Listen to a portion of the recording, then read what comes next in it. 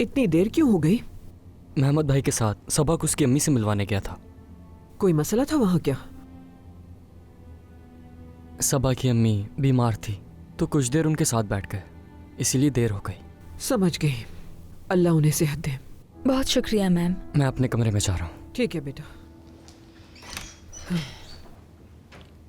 तुम्हारा सौतेला बाप नहीं था? नहीं था। सबा तुम कब आई? अम्मी की तबीयत अब कैसी है? कोई खतरे की बात तो नहीं? जी वो अब बिल्कुल ठीक हैं। उन्होंने मुझे रुकने से मना कर दिया। ठीक है, चलो अब अपने कमरे में जाओ तुम। वैसे भी आज का दिन काफी सख्त था तुम्हारे लिए।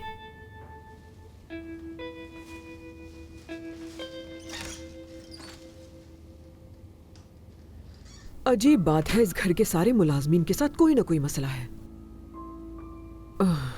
मेरे लिए चाय बना दो जरा। बहुत दर्द हो रहा है मेरे सर में। नहीं पीऊंगी तो नींद नहीं आएगी मुझे। ठीक है, अभी बनाती हूँ।